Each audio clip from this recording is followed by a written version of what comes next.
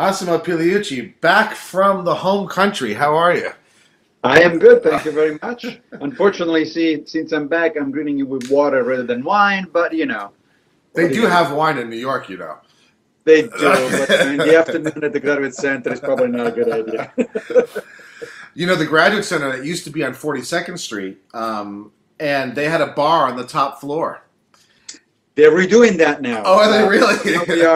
We are on Fifth Avenue and 34th Street, and I just heard that they're transforming the top floor into a bar. Yeah, that would be nice. So wine may be back in your hands sometime soon.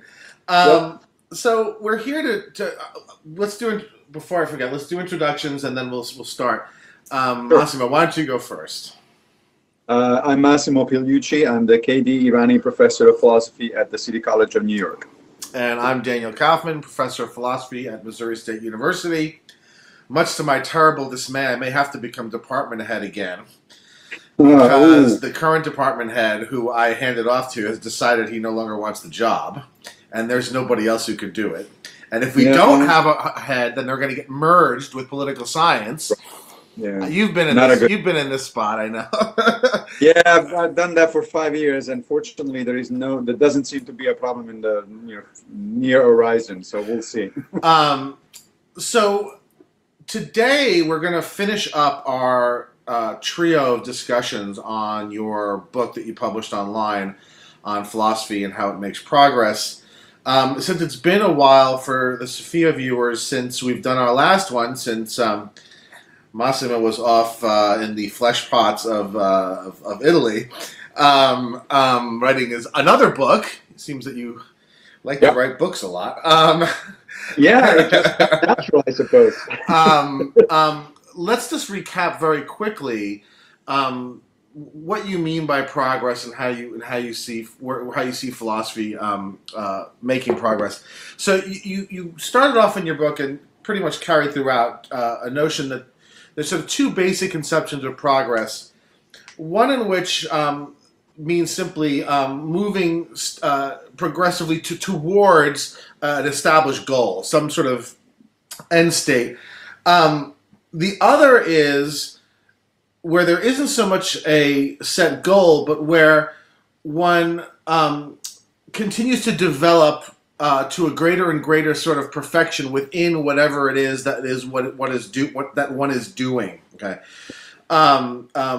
so you said that you identified science with progress in the first sense, right? And you identified logic and mathematics with progress in the second sense, and you said that philosophy falls somewhere between the two, but more towards the side of progress in mathematics and in logic. That is, to attaining a more perfect state within one's activity. Is that a fair characterization of the two?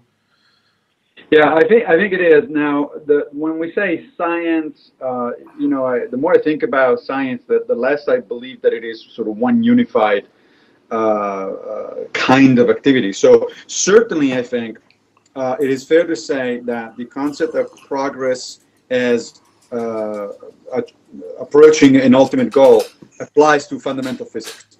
Right? So the goal of fundamental physics is to come up with the simplest possible, most fundamental theory about the basic structure of the universe. That is the goal. That's what fundamental physics is about. I'm not sure that one can quite as easily describe the goal, let's say, of biology or the goal of the social sciences. They have a number of goals. I mean, obviously, and if one says, well, science is in the general business of understanding the world better and better, sure, I suppose that's a goal, but it's not something that you can measure you can't say, oh, I got there. Once that the physicists do get there, whatever there is, presumably they'll be able to tell us and say, yeah, this is really it. This is the fundamental theory of everything. I don't think the same happens for biology or social sciences or other sciences. So even within the sciences, it's kind of more complicated than that. Well, but you're right. This is interesting, though. Before you go on, and I know this isn't our topic today, but I can't resist. Why couldn't you give the formulation you just gave for physics, progress in physics, with the goal you specified? Why couldn't you say exactly the same thing for biology, except replace the universe with life? Well, because I'm not sure that there is such a thing as the ultimate theory of life. I mean, there are theories about how life evolved, for instance, which are different in kind and structure and goal from theories about how life came about to begin with. And then there is a lot of biology that actually has nothing to do either with the origin or the evolution of life. You know, a lot of biology tends to be about, let's say, classifying organisms. That's the goal of systematics, or it has to do with manipulating organisms and their genetic code. That's the goal of applied molecular biology and genetics. And all of those goals are really pretty much independent from the other ones. So what you're saying about physics really is only true of even just fundamental physics, because it wouldn't even be true, let's say, of applied physics or astronomy or in other words, you know, it sounds to me like what you're describing in terms of there being a really fully specifiable, completely statable goal. Fundamental physics is the only one you think has such a thing. Yeah, that's really I think so. And actually, that if that's true, that would have an interesting consequence, which is, you know, ever since Galileo and Newton, fundamental physics first and then fundamental physics more recently, has always been taken as the paragon of science, right? That this is the way you want to do science, and all the other sciences have always been measured by how much they fall short of the ideal of fundamental physics. But if what we're talking about is in fact a good way of thinking about it, then it might turn out that fundamental physics is very exceptional, even within science. Yeah. And so that it doesn't make much sense to think of the other sciences having to pattern themselves after something that is actually, after all, exceptional. Yeah. Well, one last thing about this. Let me ask you. Can it even really be stated, though, this way about fundamental physics? Because this idea that you can state that you can give a completely, fully statable endpoint, which is this sort of theory of everything, right? But if, as we've discussed probably 30 times by now, reductionism is false, then there can't be a theory of everything, right? Because the theory that you get in fundamental physics, it's going to give you a certain picture of everything, but it's not going to give you an account of everything that's in the everything. Right? Yeah. No, I agree. I mean, but the problem there, of course, is in the definition of everything, right? So if by everything one means literally everything, that is, you know, you look at an equation and you can make sense of, let's say, the conversation we're having right now, then no, absolutely not. That's never going to happen.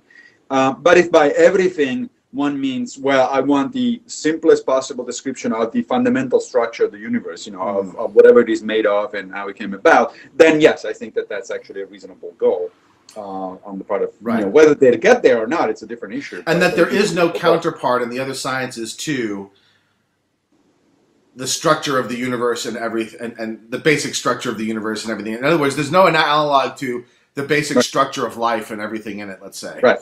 Exactly. Okay, that's very interesting. Okay, so what we were, so there are two notions of progress. You qualified it to some degree. Was I also correct mostly in where you locate philosophy in between the two types of progress, but leaning towards the type that you find in mathematics and logic?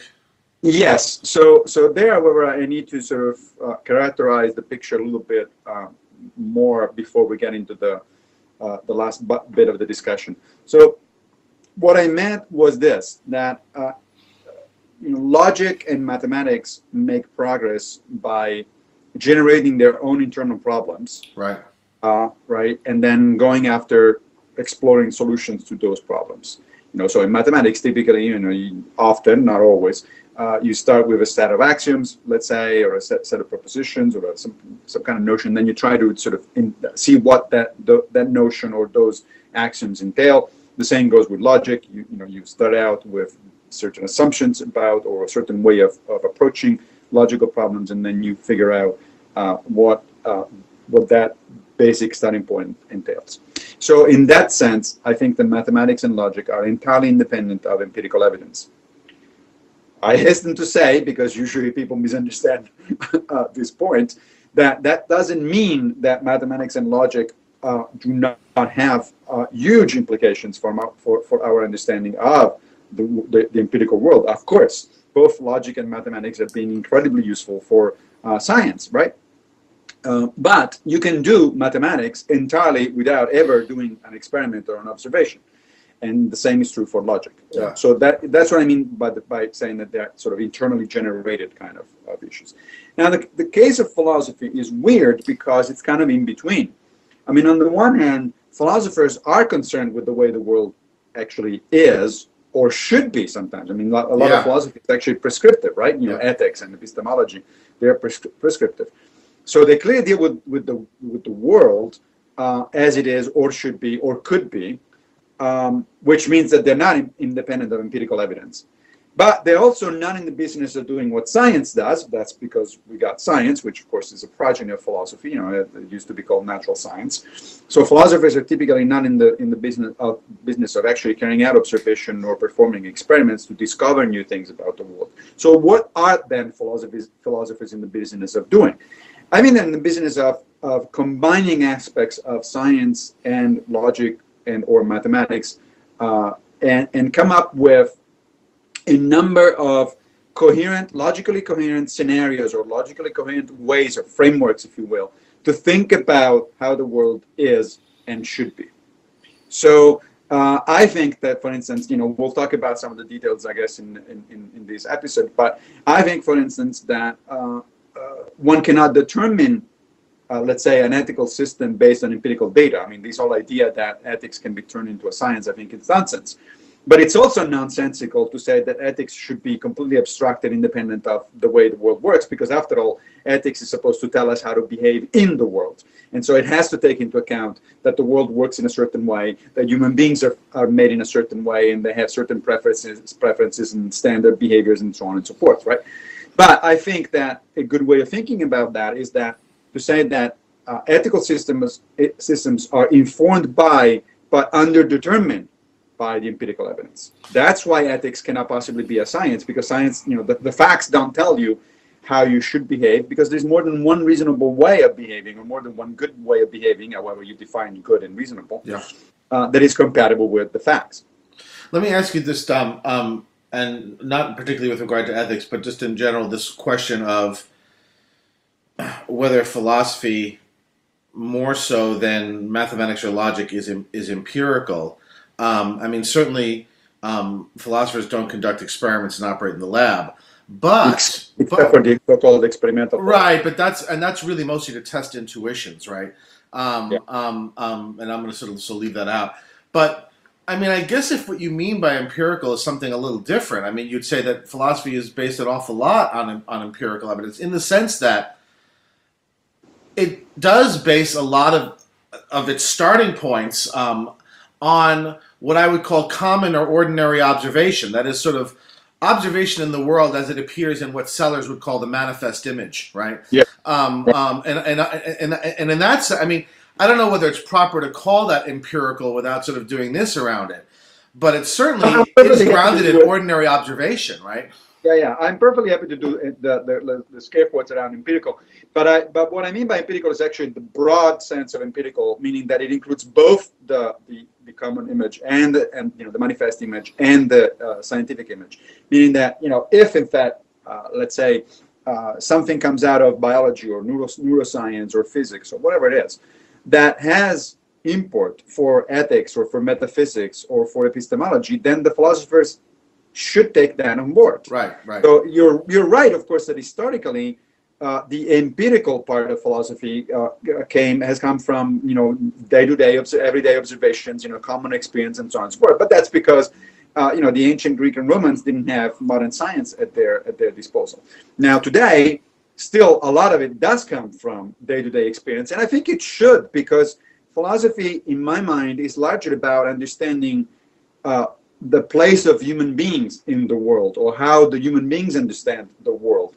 And therefore, it cannot do without a manifest image. Yeah. It has to reconcile. In fact, one way, actually, of thinking about certain areas of philosophy, especially metaphysics these days, might be how do we reconcile the manifest image the way we actually see and perceive and navigate the world with the scientific image. I actually think that's a good part of what philosophy does, I think, is try to at least identify some sort of relationship between the manifest image and the scientific image.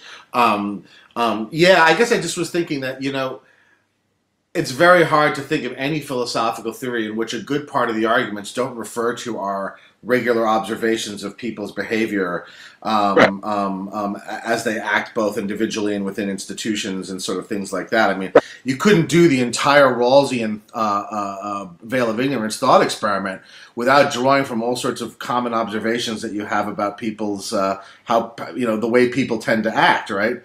That's correct, but here's where I have a little bit of sympathy with the experimental philosophy crowd. So I think that really experimental philosophy is essentially social science. What they're doing is psychology, but informed by or pertinent to philosophical questions. So if, let's say, I'm John Rawls, and back in the 60s or 70s, I come up with a certain way of, certain thought experiments on how society might work or should work from in order to be just and fair. And then a research comes out of psychology and says, or sociology, and says, well, actually, societies don't seem to work quite that way, or human beings don't seem to work quite that way. They actually tend to work in this other way. Then if I were Rawls, I would say, oh, okay, that's the best evidence I have about how human beings actually seem to behave and work and so on and so forth. So I'm going to do that and use that as a basis for my thought experiments instead. So in that sense, the experimental philosophers are correct that it seems like dangerous and sort of even somewhat parochial to sort of ignore what the sciences, especially the social sciences, tell us about humanity, human beings, and human nature.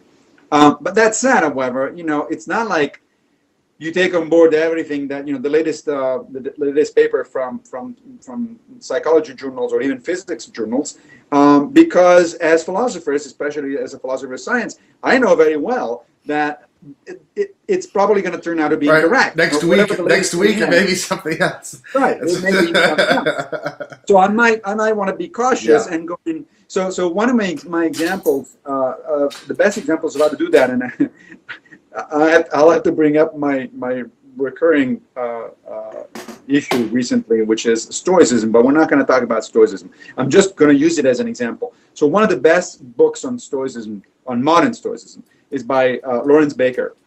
It's called A New Stoicism. And Baker says right at the beginning that he's going to update Stoic philosophy by incorporating as much as possible modern science, in particular modern psychology.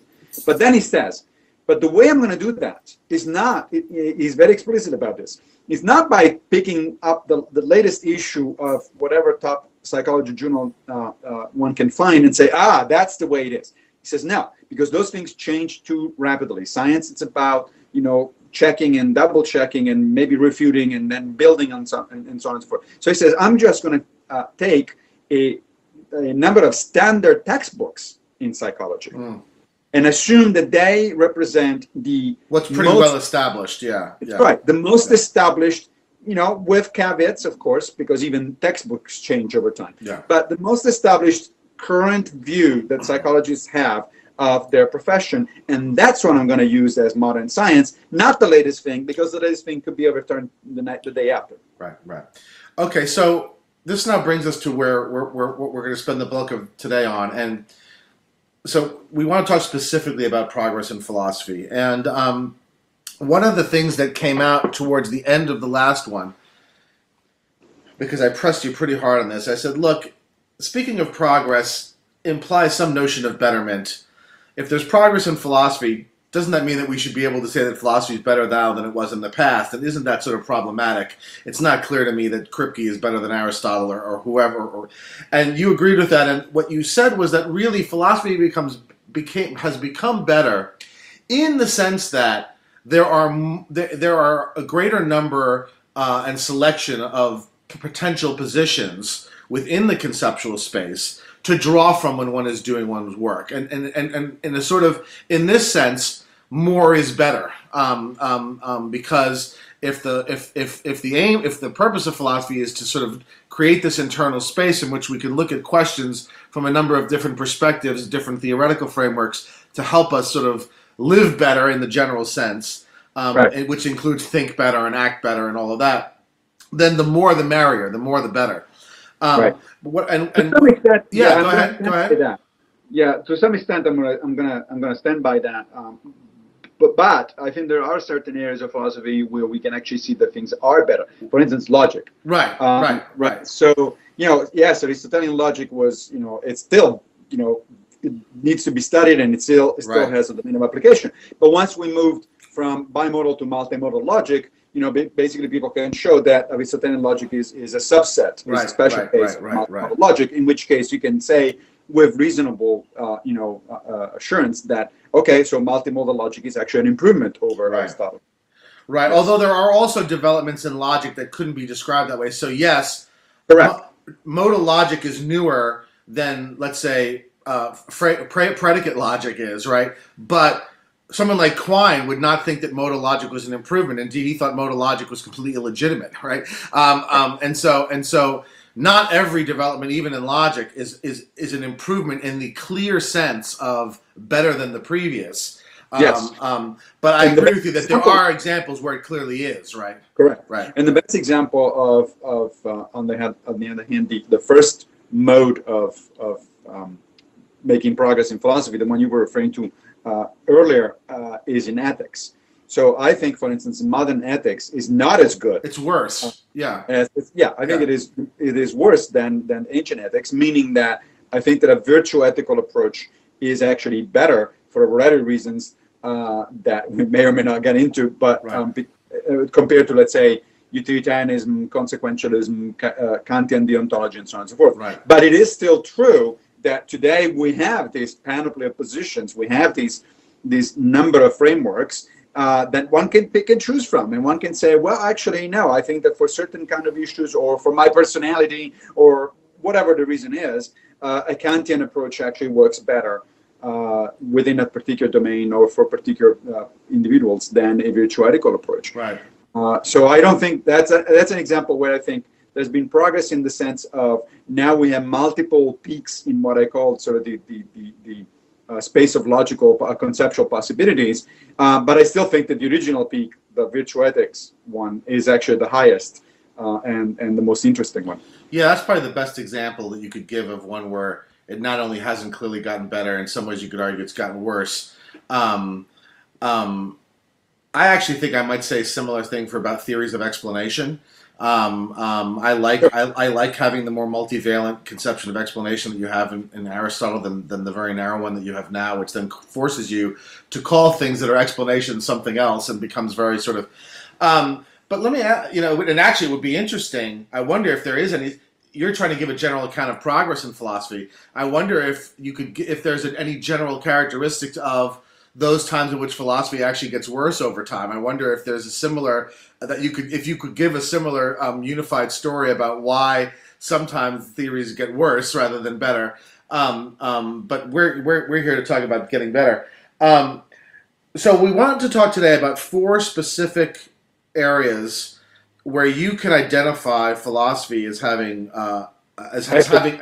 progressed. Before you go ahead, yeah. I think I just had an idea about one such possible account. So yeah, sure. Go ahead. Yeah, go ahead. I thought just without any preparation, which means that what I'm going to say, it's probably a lot of baloney, but still. So here's one example in a completely different field. Okay, where I think that the more recent, some more recent developments are a sense of progress. They are progress. They make progress in the sense that they explore different possibilities, but they're actually qualitatively lower than what came before. And that's the visual arts, painting. So if you look at the history of painting, and especially throughout the 20th century, but of course starting out, much earlier, let's say from the Renaissance on, I really don't think that in any sensible way one can walk into an art museum today, look at white canvas number 23, let's say, compare that with Michelangelo's Sistine Chapel and say, that's much better. That's a hell of a more interesting, more aesthetically pleasing, and so on and so forth. But it is certainly the case that abstract art in the 20th century and early 21st century has in fact explored and continues to explore a conceptual landscape that simply was not available to Michelangelo. Michelangelo would have never thought about, painting a white canvas and saying, yeah, here it is. This is my painting. Right. Well, it's interesting, obviously certain modern critics like Clement Greenberg would actually argue that with you. Sure, as would Clive Bell. But actually Arthur Danto, the late Arthur Danto, who very much relied upon the postmodern to do his philosophy of art, he says something along the lines of, while Brillo boxes is great philosophy, I'd rather own one Giorgione than the entire Warhol catalog. I think I'm with Danto on that one. Right. So if you take that kind of view, then I think that's one example, of how basically the underlying idea would be that, look, sometimes what you do is you discover the better things, the better areas of the landscape early. Right. Maybe because they're just more visible, they're just more obviously out there, right? And then if you want to keep going and explore the landscape, you will find other peaks. Right. Those peaks might be minor. Right. And once you've almost exhausted the landscape, then you have to sort of become almost too clever and start revisiting the landscape in all sorts of odd ways that maybe are not so well motivated, other than by the desire to keep finding more. I thought you were going to say physics. I thought you were going to say string theory. And the reason let's not talk about string theory. No. And the reason I thought you were going to say that was because one of the ways I could see you saying that philosophy, one of the reasons, maybe the general reasons why maybe philosophy might go wrong or get worse over time, is that maybe people too emboldened by progress lose sight of the constraints that they're supposed to be operating under, right? And string theory maybe is an example of that, right? Maybe we can talk later of the last bit in the chapter on progress in philosophy in the book, which is about the difference, as then I put it, between chess and schmess, and which gets really to what you're saying, that sometimes people just become forced to become more too clever for their own good in order to find something new to say. Right. Before we abandon string theory, the reason I said let's not talk about string theory is because just yesterday, Eon magazine published an article that I wrote for them about Popper falsificationism. Yep, I saw it. I read it. Yeah, we'll link to it. So it was based on a conference that I went to that was invited to as a philosopher of science in Munich, organized by a philosopher and physicist, and with a lot of physicists there. And boy, did the hate tweets start. The minute after you posted. Oh my gosh, I got a lot of, what do philosophers think they are? And of course, whenever I get these things, I'm very amused by a couple of things. First of all, a lot of people that see these things on Twitter apparently don't realize that I'm not just a philosopher, I'm a scientist. Right. It's true, I'm not a physicist, and I was certainly not writing about string theory as a physicist. I was writing about string theory from an epistemological perspective. But it's funny that they say, oh, here comes the philosopher. Right. Actually, slow down. But the other thing is, as you know, a lot of physicists, not all of them by a long shot, but a lot of physicists recently have been very dismissive of philosophy. And so it's kind of deliciously ironic that this is a class of people who think very highly of themselves and of the theories that they produce, and justly so, because they're interesting and complicated. They think very lowly of philosophy, unjustly so in my opinion. But as soon as a philosopher says something, instead of just ignoring it, because after all, it's philosophy, so who cares, right? I mean, I don't go after what astrologers write, because I don't give the astrologers a minute on my day. Right. And so I find it very interesting that physicists, the same physicists who, on the one hand, dismiss philosophy as entirely irrelevant, get really, really pissed off. If you say anything about string theory and imply that maybe you've abandoned the empirical method just a little bit too much, right? So anyway, so progress in philosophy. We're going to identify 4 areas. I guess that the areas I suggested that we do were ethics, political philosophy, epistemology, and philosophy of science. And I don't Right. care what order you discuss those in. But Right. one of the things that just I wondered about as I was preparing for this, given that progress in philosophy is mostly of the second kind, and thus more is simply better by virtue of having more positions in the conceptual space, given that that's the case, how can you give anything other than a purely generic account of progress in philosophy? How can you point to specific developments and say, aha, this is progress, when the only sense that they're really progress is not that they're better than the other theories, but that they simply provide more opportunities for people to look at questions from different perspectives. Right.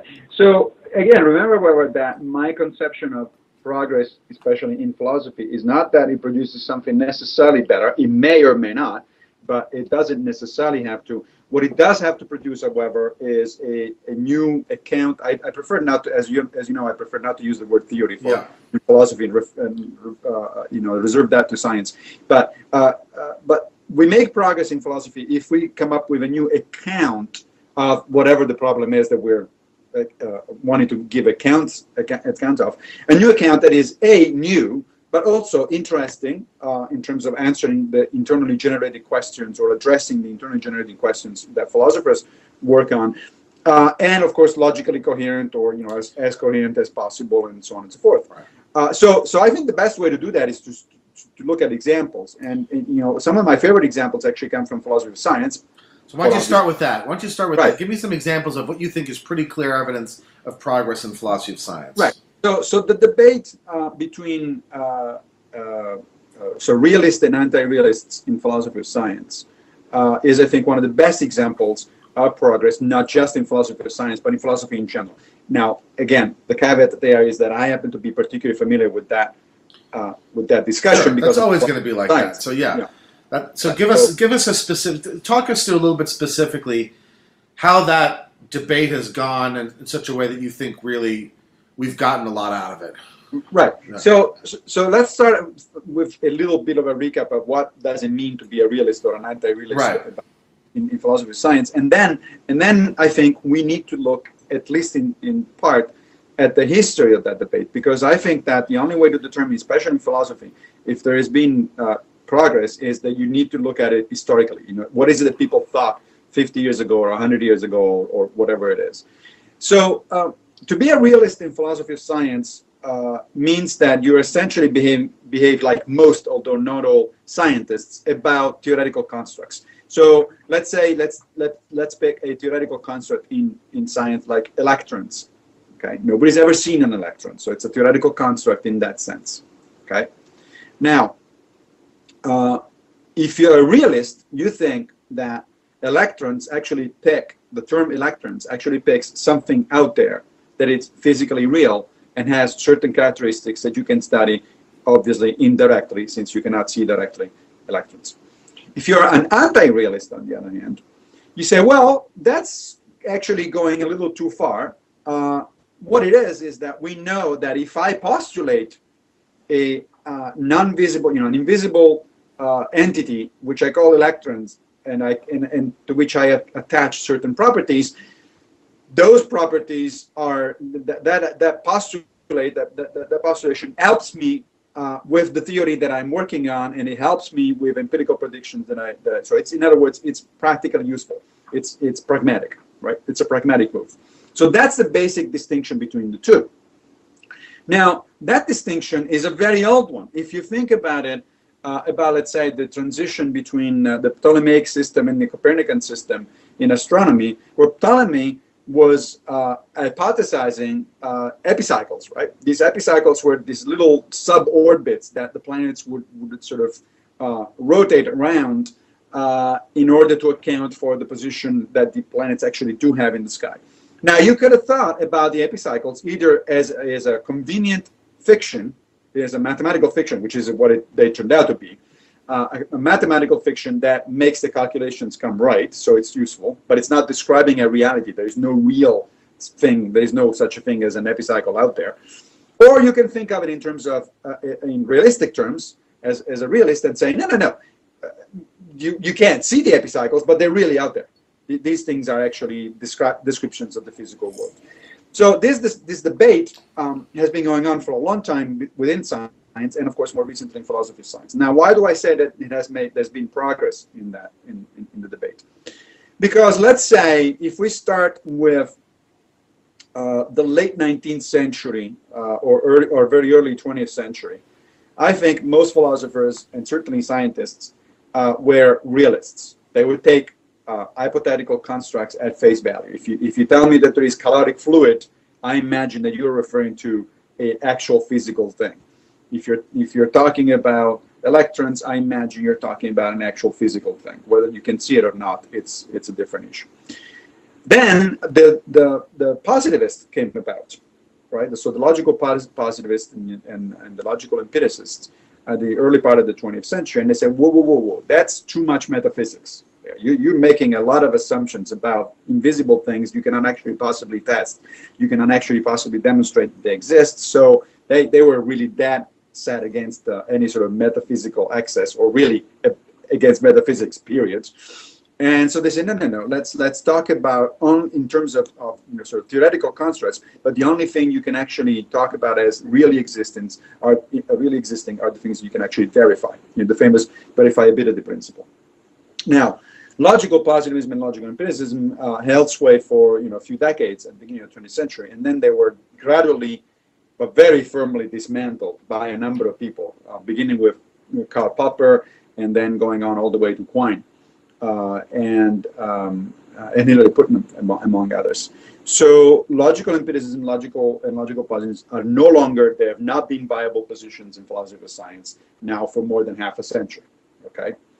So it seemed in the middle part of the 20th century, like realism was back with a vengeance, because if you eliminated the only alternative, the only sort of anti-realist alternative that you can possibly have, then realism is back. And then Van Fraassen comes about.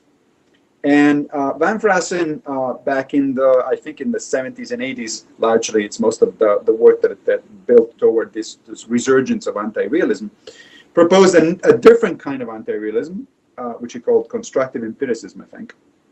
And basically said, look, we'll learn from the mistakes of logical positivists, but we still do have a problem. We still have a runaway tendency toward metaphysics in science. We have a tendency for scientists to just make up theoretical entities that are not even in principle observable. And we just mentioned string theory earlier. So could you just, before you go on, could you make a distinction between observable and empirically verifiable? Because it seems to me that I don't see anything metaphysical about an epicycle or about an electron, and they are empirically verifiable in the sense that that's why anybody thinks that they're there to begin with, is because they observe all sorts of effects in nature that that if one ascribes to these things. In other words, it seems to me that by observable they mean something much narrower than empirically verifiable.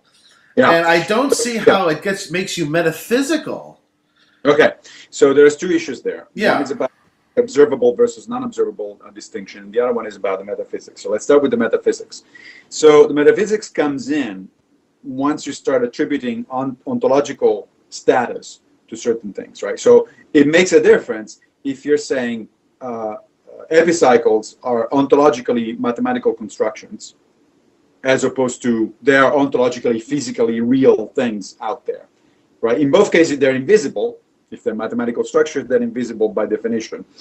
But if they're physical things of some sort, they're invisible only as a matter of contingency, not in principle. So the metaphysics comes in as soon as you start thinking in terms of the ontology of invisibles such as epicycles, caloric fluid, electrons and strings and things like that. But invisible is not the same as not empirically verifiable. It can be empirically verifiable and be invisible, right? Yes. So that brings me to the second distinction. So the distinction, so Van Fraassen has been very clear on this, even though he has been taken to task by a number of other philosophers that I think misunderstood what he was saying, which is kind of interesting because he was very clear about what he was saying. So he drew this distinction between observable and non-observable. The terms that he uses are observable and non-observable, not invisible. And it was very clear that the terms observable and non-observable are relative to human epistemic access to the world. So, for instance, an electron is unobservable, meaning that no human can observe electrons, period. Okay. Now, genes are also unobservable, even though now with sufficiently powerful electronic microscopes, you can actually see individual strands of DNA. Okay. You can see that, but genes keep being not unobservable for Van Fraassen because you need an electron microscope in order to even get close to that sort of thing. The human being cannot do it. And of course, electron microscopes are very sophisticated instruments which are based on a hell of a lot of theory, and they perform a hell of a lot of mathematical calculations before they present you with quote unquote an image. Right. So, and the same goes with particles. I mean, one can say, well, but of course I can see the electron. I can see the traces of particles on ones that I cause a smashing of atoms in an accelerator. But Van Fraassen says, no, you don't see the particles. You only have a very sophisticated indirect reconstruction of certain phenomena that you can measure, but you don't see anything. These things are unobservable. Yeah. Now, he had been taken to task for that. We say, well, but that's an arbitrary distinction. That's just because human beings are made in a certain way biologically, and so we can see certain things and not see other things. And Van Fraassen's response was, well, of course, but we're talking about science. Science is a human activity. Right. It's a human epistemic activity. So to pretend that the limitations of human, sensorial access are irrelevant. Don't constrain. It's ridiculous. Yeah. Sure. Of course, we're talking about humans. So what? I just always thought that calling something metaphysical in the negative sense meant that beyond being unobservable, it was also not empirically verifiable. That is, that one would know something substantial a priori. That's what I thought was the negative sense of metaphysical. Right, but yes, I think that broadly speaking, you're right. A lot of philosophers and especially a lot of scientists use the term that way. But again, Van Fraassen is very specific about this, and he says, "Look, we're talking about ontological attributions, okay, and so which do make a difference because scientists again typically speak as if the unobservable entities that enter into the construction of their theories are in fact ontologically real. They're out there. They have some kind of actual ontology, as opposed to just being, convenient mathematical constructs to make the equations turn. Right. Now, so Van Fraassen presented these constructive empiricist position, and that was a huge resurgence of the anti-realist position. Okay, for many years this was debated. It still is, but for many years this was debated as this is the cutting edge of the anti-realist position.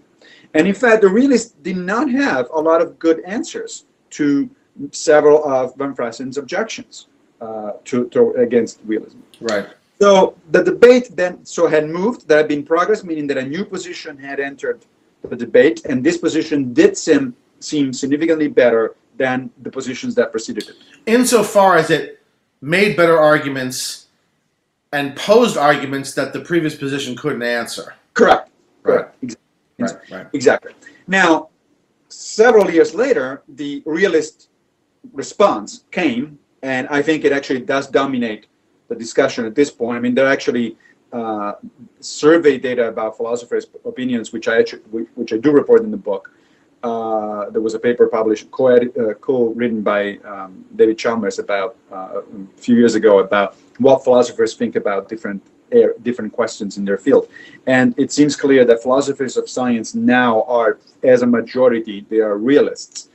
But they're realists as of a different kind of the one that Van Fraassen was criticizing. They are essentially structural realists. Yeah. So a structural realist is somebody who says, look, what's realist about, what people need to be realist about are not specific entities necessarily, like electrons or strings, but rather the mathematical logical structure of certain scientific theories.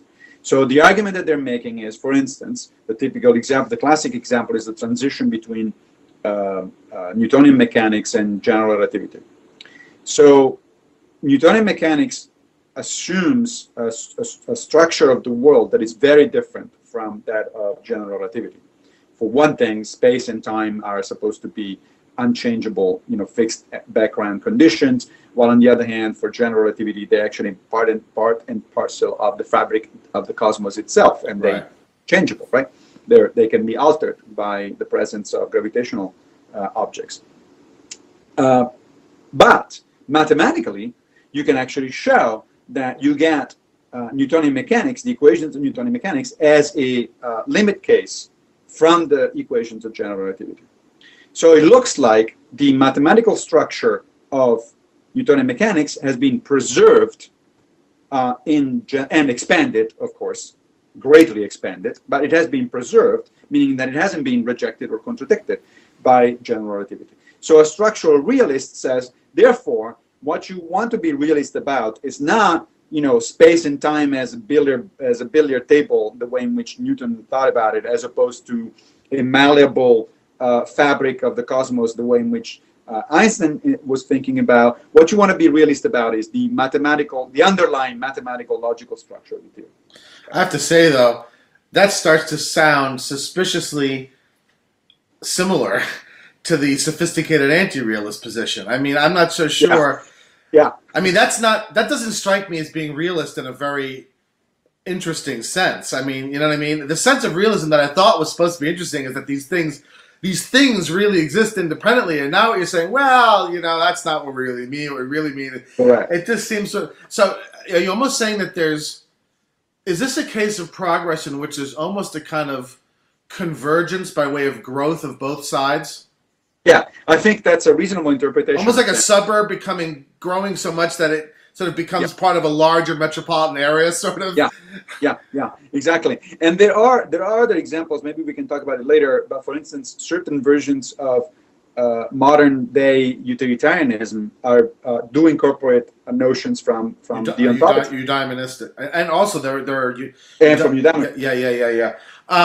So there are other examples, but to stick for a moment with the examples from philosophy of science. So yes, I think you're right. I think that is somewhat of a kind of a convergence. And not only that, even though the majority of philosophers of science nowadays, I think, are structural realists, there are different kinds of structural realism. For one thing, for the most extreme, in my mind, type of structural realism is so-called ontic structural realism, which is espoused by people like James Lediman, who's a really interesting guy, but he actually thinks essentially that the world is ultimately made of mathematical structures, and he doesn't mean that metaphorically. He means that literally, right? Yeah. So it's at some point I asked James. He and his colleague Don Ross. At some point, I interviewed them for one of my podcasts, and I asked him. I said, doesn't that sound a lot like the P word, meaning Platonism? Yeah. And he says, yeah, it does, as a matter of fact. So you can see that now a lot of structural realists reject that. They don't go into the sort of Platonic realm. Those discussions are still open. They're still very much out there. Not only that, there's another probably more damning issue with structural realism, which is it seems to apply pretty much only to physics. You cannot make that kind of nice transitions between the mathematical structure of, let's say, biological. Because there isn't a clear. You can't give a complete description of biology in mathematical terms. Exactly, because there is no equivalent mathematical structuring in those sciences. Now, the response there is, well, that's because those sciences are not yet at the level of physics. No, that can't be right. That can't be right. That misunderstands what the subject.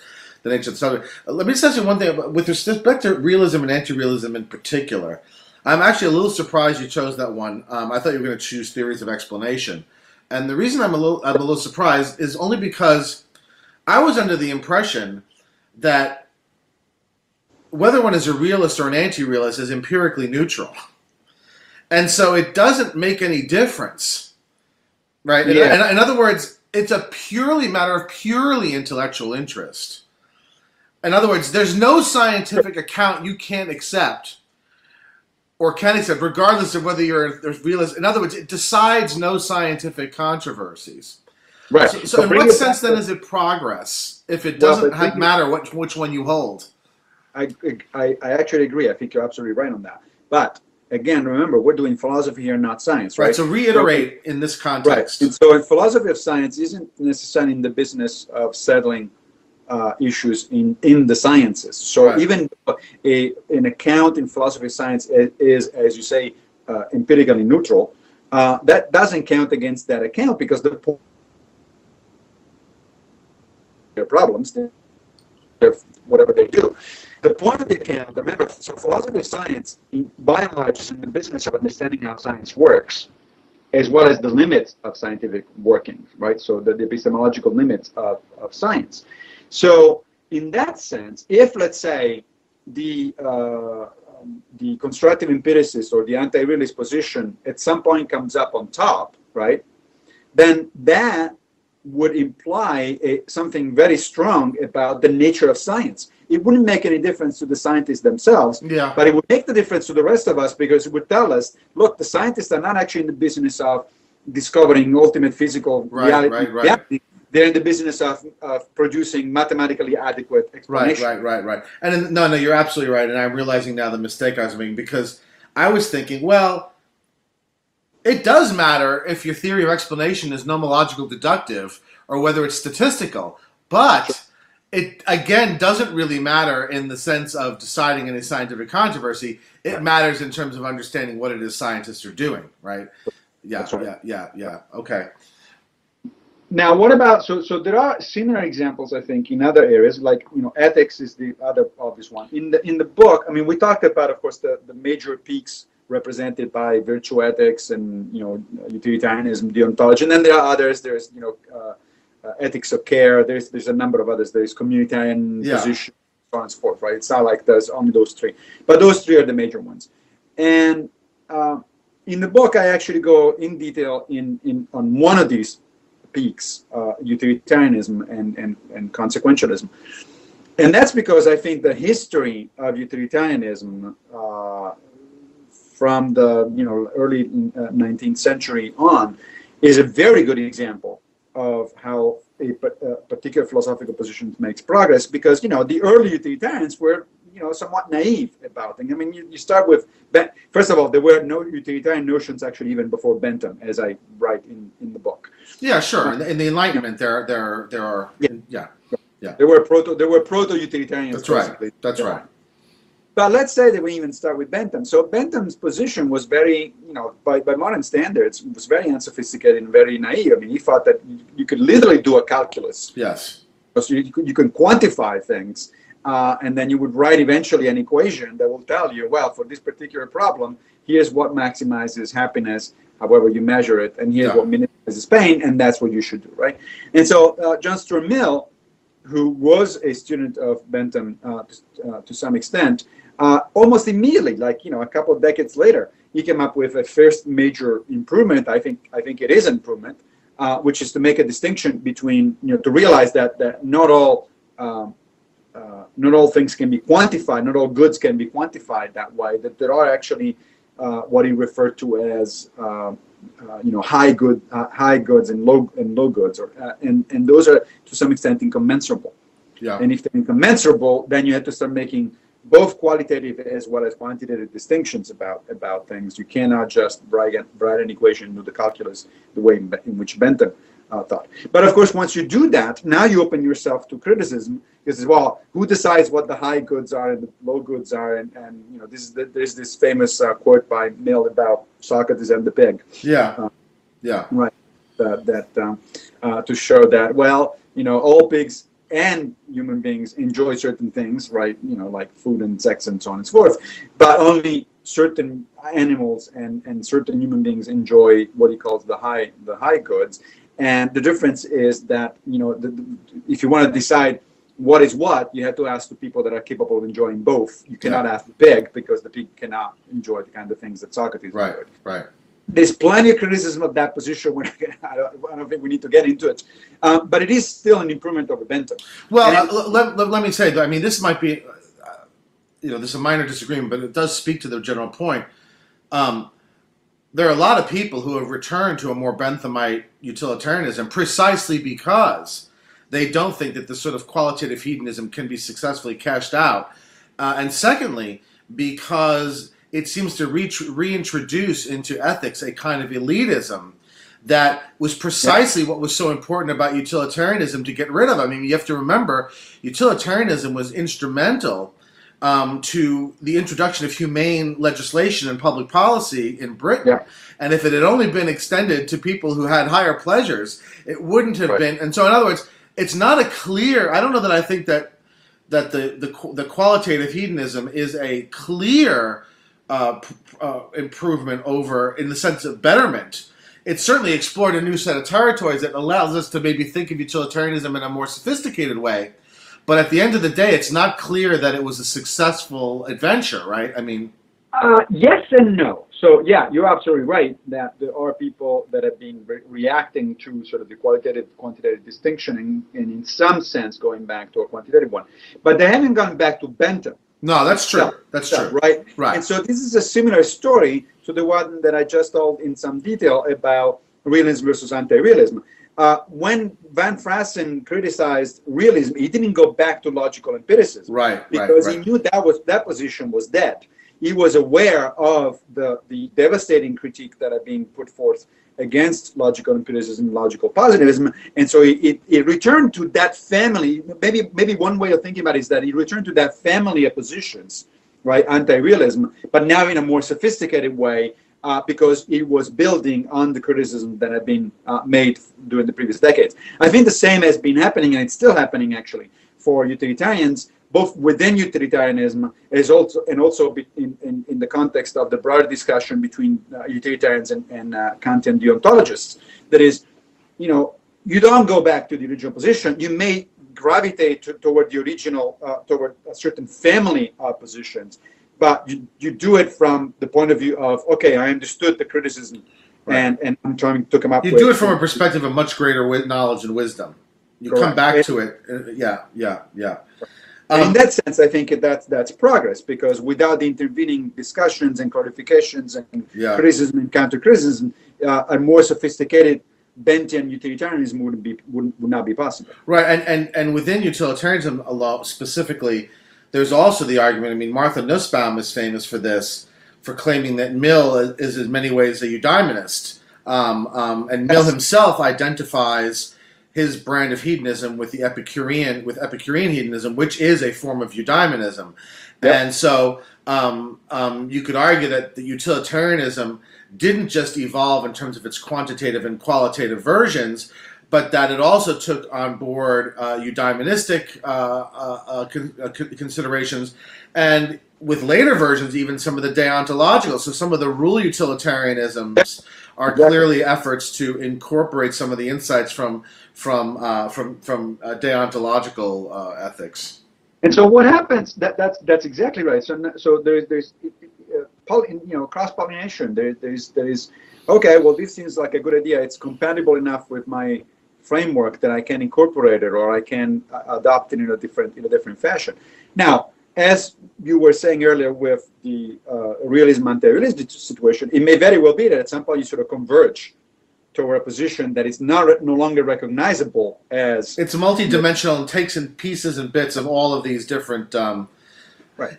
Or you may paint yourself into a corner and say, you know what, fine, if I actually give this one to the virtuoethicist, or I give this one to the to the anti-realist, I'm no longer a utilitarian, I'm no longer a realist, so fine, I'm going to bite the bullet and sort of move over to the other camp.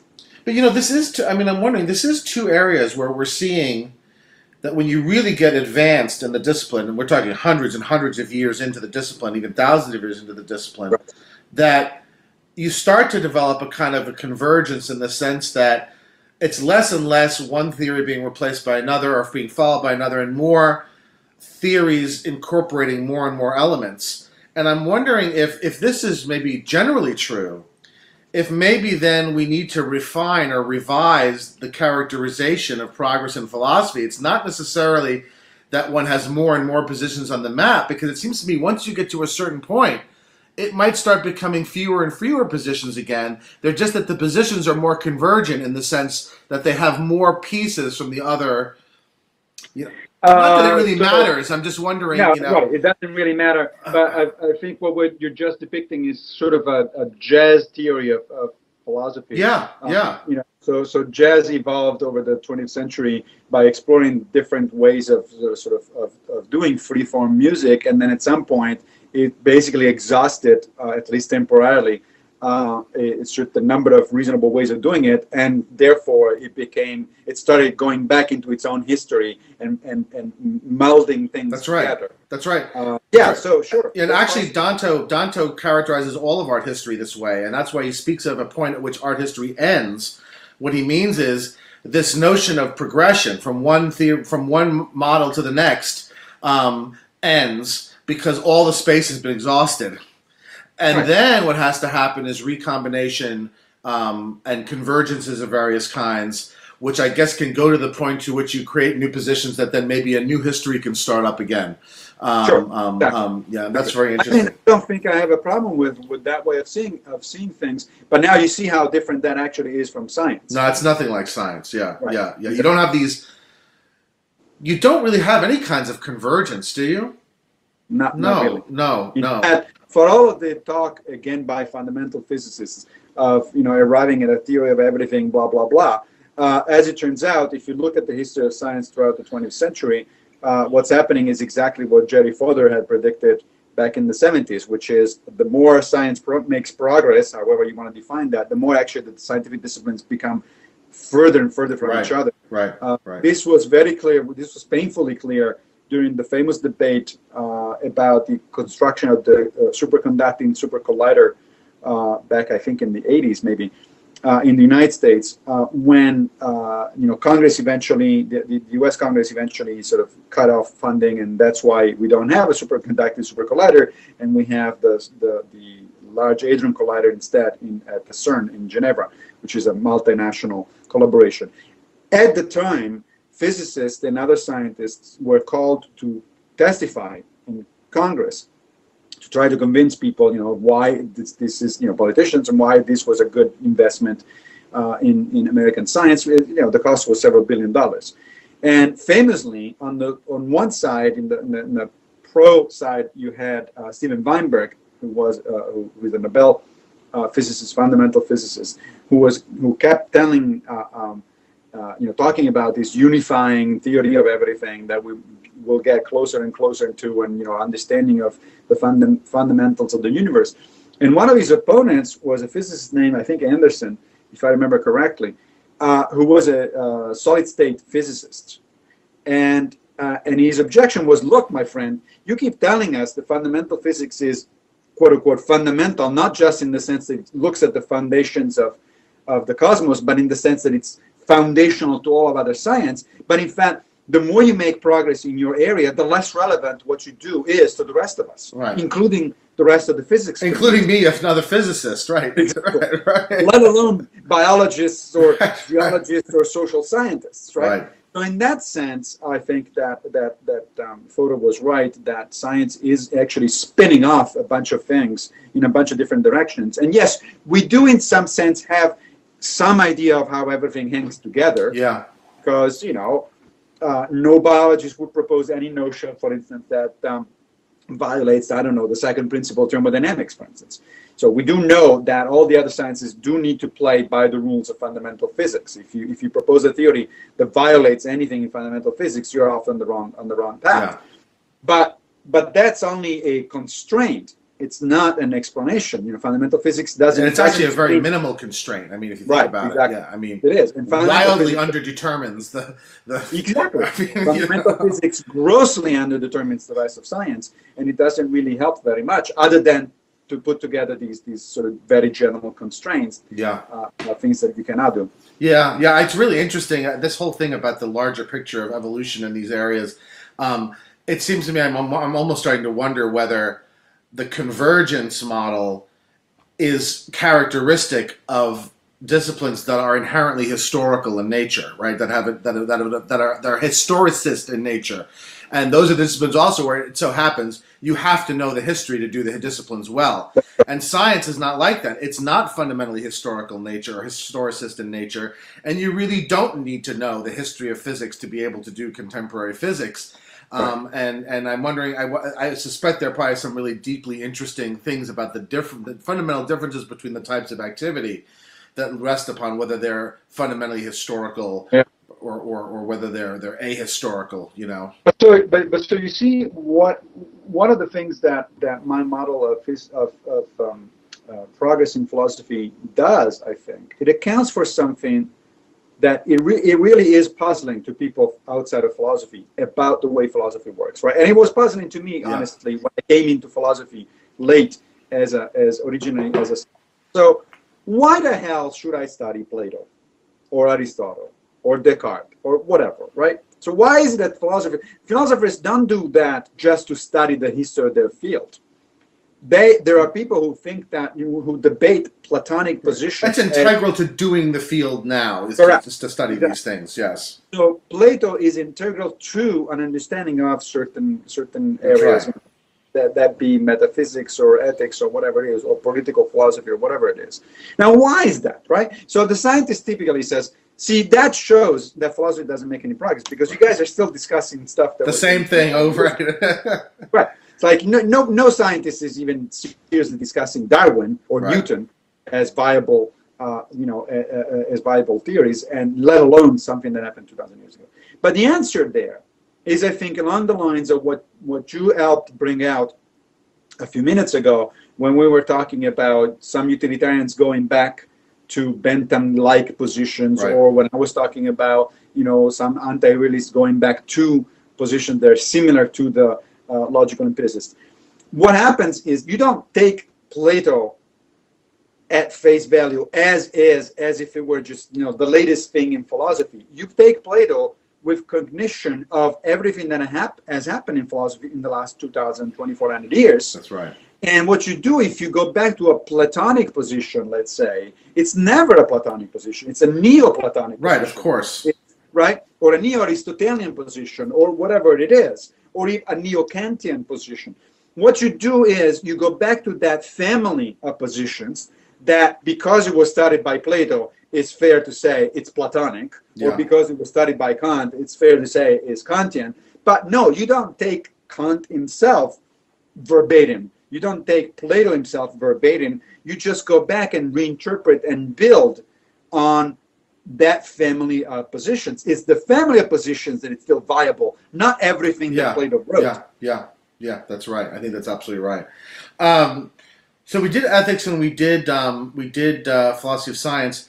We're at an hour and 10 minutes. Do you want to do one more, and then we can wrap it up? How about you want to do epistemology? So how about epistemology? I mean, that's a sort of an interesting one because epistemology is one in which I think a lot of people feel like the biggest major development in the last 40 years actually kind of just derailed the subject and sent people into an endless loop of trying to solve this bloody problem.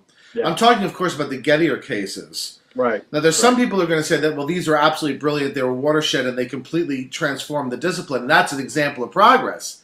Right. But I could also give you plenty of people who are going to say, no, it was the death of epistemology.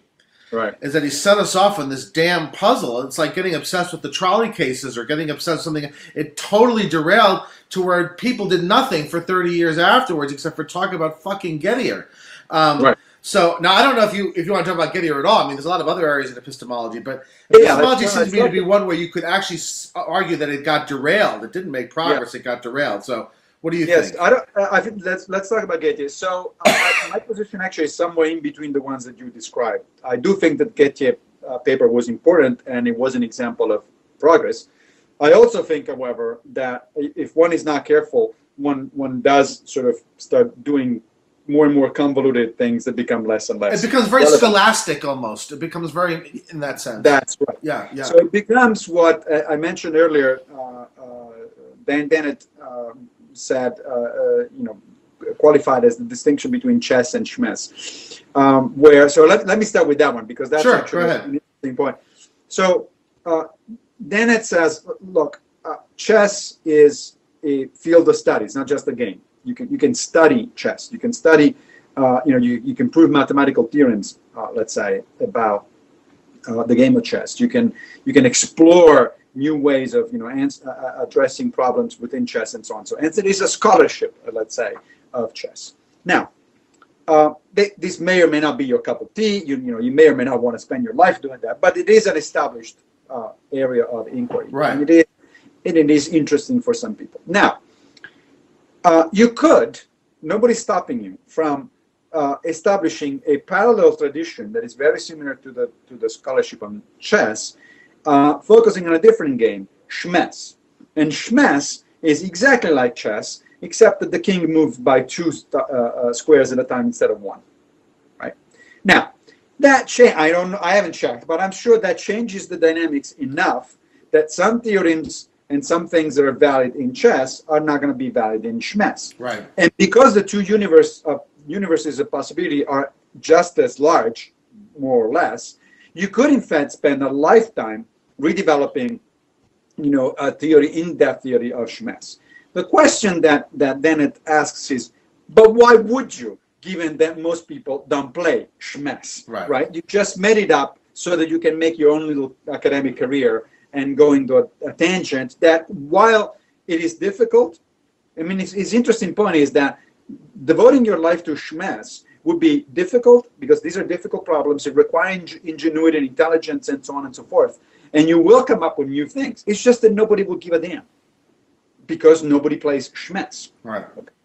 Now, I think that a similar thing has the risk of happening in epistemology in response to Gettier. So let's go back to what Gettier actually did, right? So knowledge has been thought of since Plato. Since Plato. We're talking about everything is as true justified belief, right? As justified true belief, right? Although the funny thing is that actually when I talk to Plato scholars, they tell me actually he didn't hold on to that view. He said something like that in a couple of the dialogues, but not necessarily. It doesn't mean that he held that view. It doesn't matter. Right. If the view is there, it's in Plato, right? Whether he believed it or not, it's really actually irrelevant. Okay, now justified true belief, meaning what? Meaning that according to Plato and people who follow that way of looking at things, in order to claim knowledge about something, you have to believe what you're claiming, because it would be really weird to say, I know something that I actually don't believe to be true. Right. What are you talking about? So there has to be belief. It has to be, in fact, true. Right. So justifiable, right? So justified true belief. It has to be true, meaning that things actually have to. Right. You can't know something that's false. You can believe something that's false. You can't know something that's false. And then you have to have a good reason for it. It has to be justified. The justifiability part, right? So as it turns out, of course, so that means that most of us actually know much less than we think we know, right? Because even though I know, quote unquote, let's say that quantum mechanics is about the collapse of certain equations that describe the collapse of a wave, and so on and so forth. I don't know what that means. No. If you explain that to me, it's like, I have no idea. You just go to Wikipedia. So I don't actually know anything about quantum mechanics. It's probably true. My belief that quantum mechanics is a sophisticated and largely correct theory about the world is probably true, because I trust the physicists to do that. I do believe it is true. So there is the belief, but I don't know that I can justify. In fact, I know that I cannot justify. So I cannot claim knowledge of quantum mechanics. The belief is justified in the sense that there are good reasons for it. It just may be that your belief is not justified because, and if we're talking about someone knowing something, then it matters that their belief be justified, not just that there be a rationale somewhere, right? But that they have it, right? And indeed, there's a whole literature on justification, and so whether the justification has to be something that they are internally aware of, or whether the justification simply lies in some actual structural relationship between them and the truth maker. So in that sense, and so in that sense, you could say that humanity as a whole knows a lot of stuff, right? But individual human beings know a lot less. Very little, right? That's right. Okay, Now, this thing went on gingerly for 2,400 years, more or less, give or take. And then Gettier in 1963, 63, I believe, or some there. It was in the 60s. I don't remember Yeah, exactly. In the 60s. Published this paper. Now, the funny thing, if you know the story, is that Gettier had never published anything up to that point, and never, in fact, had published anything after that point. He published the paper because he needed tenure. It was going up for tenure. So he needed at least one publication. And the paper is very short. It's just 3 pages. Yeah. Okay. So here we have an interesting case of somebody who has done nothing else. So one-hit wonder in philosophy, right? It's just and yet he has demonstrably made a huge impact right. on his field. I mean, he has transformed his field. You cannot seriously do epistemology today without actually taking into account, even if you're going to go ahead and dismiss them. But if you don't take into account Gettier problems, you're just dead in the water. You're not doing epistemology. Now, so what Gettier pointed out, of course, was that there is an entire class of situations which are now named after him, Gettier cases, where it seems like the justified true belief conditions are in fact met, and yet it seems also very weird to talk about knowledge, right? So let me give you just one. I mean, I know you know the examples, but for the benefit of our viewers. So one example, let's say that I walk into the park, into Central Park, which is not far from here, and I say, oh, I've just seen my friend Phil walking on the other side of the park. As it turns out, what I saw was Phil's twin brother, right? Not Phil. Well, so I'm mistaken, right? I shouldn't be able to claim knowledge. And yet, my belief is true because it turns out that Phil himself also was in the park in a different area. I just didn't see him, right? So my statement is true. I believe it to be true. And it is justified. And you had a good reason, right? Right. I have a very good reason because I saw right. Phil with my eye, what I thought was Phil with my eyes, right? So that's the crux. That's the basic stuff about.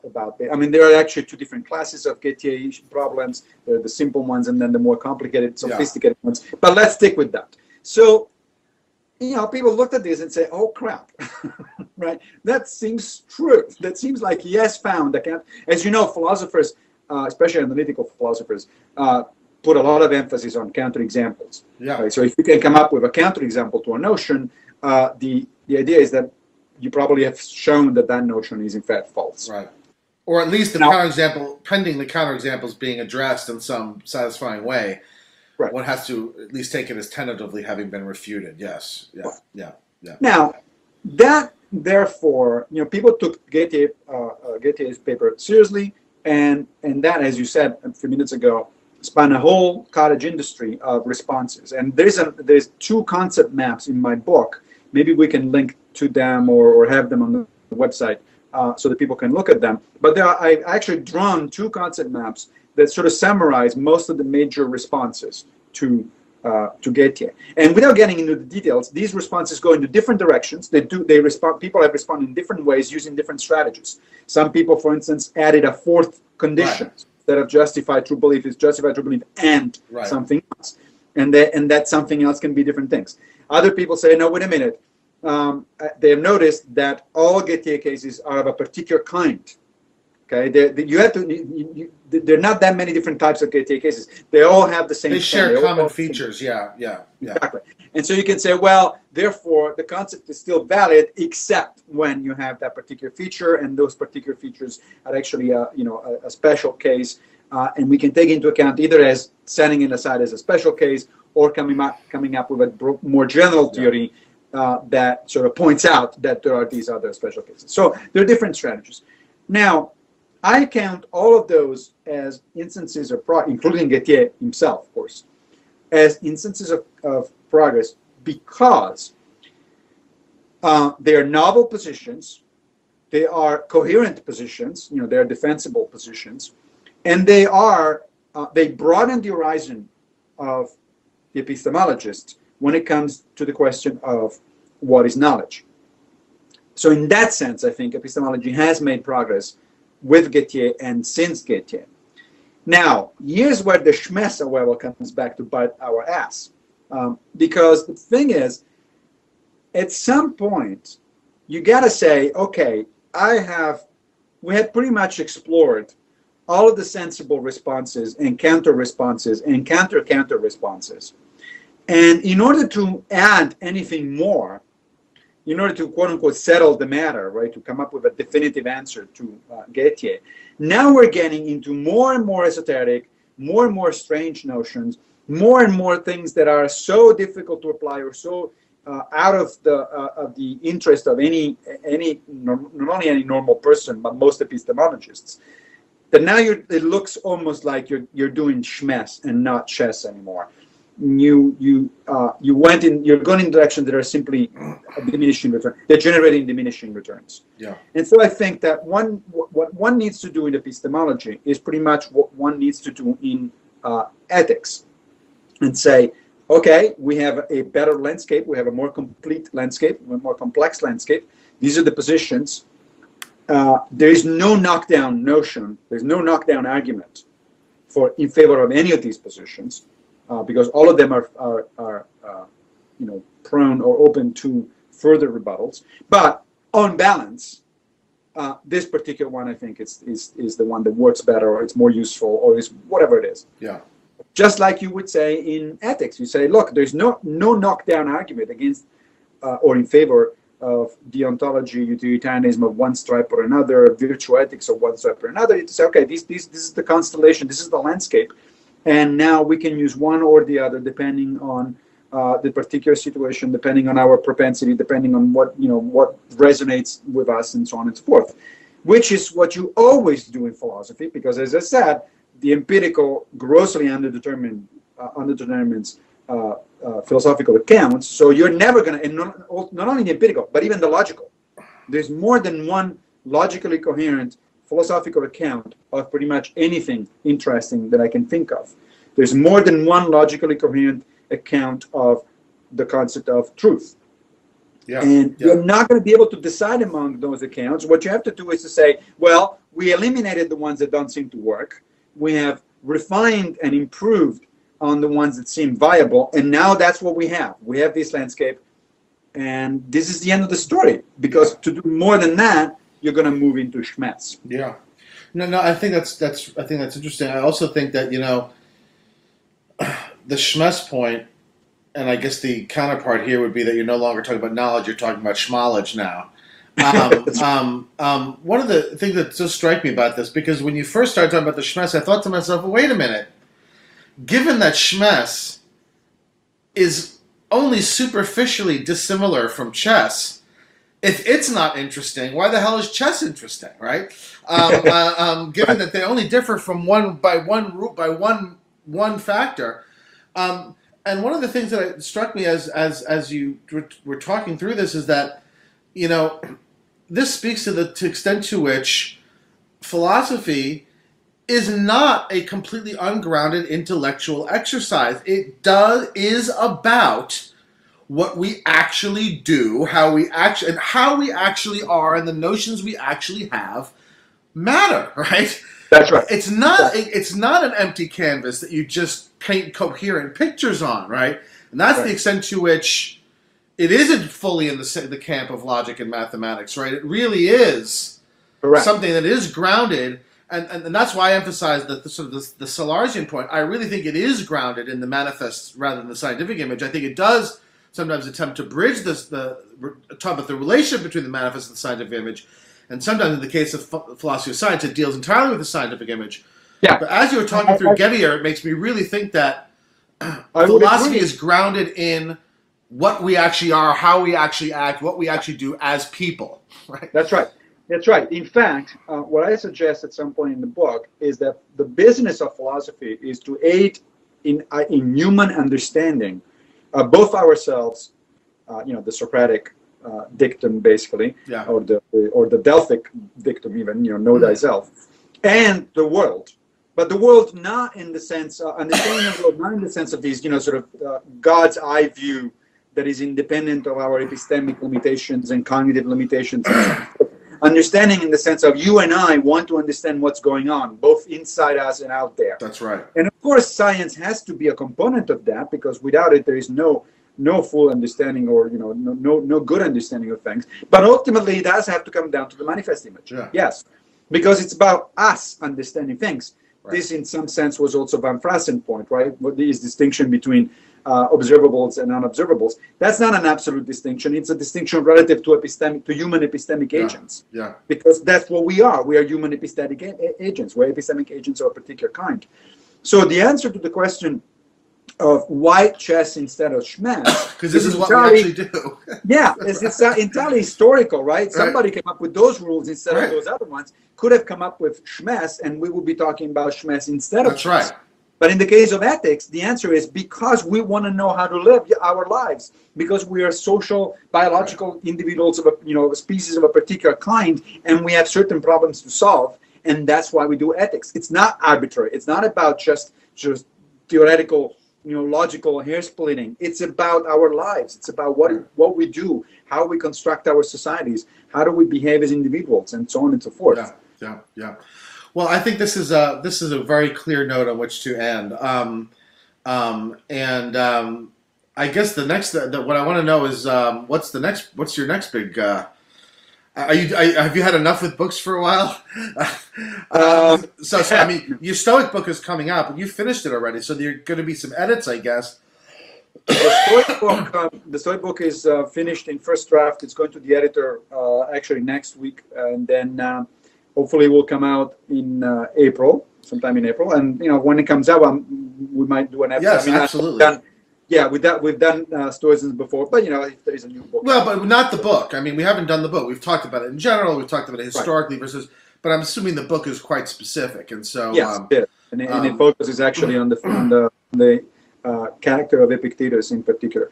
I also have a collection of sort of edited collection of papers that I'm putting together. I'm just finished putting together with Martin Baudry, who is a philosopher of science at Ghent University. That's going to come out also next year, later in the year probably, by Chicago Press, and it's on scientism. So that's another thing that we could talk about. The idea was to ask a bunch of philosophers and scientists what they thought. Some of them are critical of scientism. They think scientism is a bad idea. Others actually embrace it, and so that's another thing that's coming out. And then the next question is, what's going to be my next book? I have a couple of ideas at the moment. Yeah, where do you see? Where's your research pointing now? Your research interests? Where do you think you're going to go next? I think it's, generally speaking, it's going to continue both in terms of sort of Stoicism on the one hand, especially as a practice, and philosophy of science on the other hand. I mean, most of my, I have a number of forthcoming technical papers on philosophy of science. But in terms of book writings, it's interesting because I think I may branch into directions that are so far unexplored. So I was, during my sabbatical, I was thinking there's this historical figure that actually recurs in a couple of Platonic dialogues, Alcibiades. He was an Athenian general who was a friend and student, actually, of Socrates. And he was a fascinating figure. I mean, the guy was involved in the Peloponnesian War. Arguably, he basically caused the loss, Athens' loss indirectly. Because of him. He went from one group to another. He was very popular in Athens, and then he was cast out, and then so as a revenge he went to Sparta, and then he had trouble there, and then he went to the Persians, and then he said, no, I'm really going to go back to Athens. It was a fascinating individual. And as far as I know, there is no biography of him out there. I've looked. So I'm not a biographer and I'm not an historian, but I think it would be interesting to write a book on Alcibiades, centered on Alcibiades, that talks about both the history and the philosophy.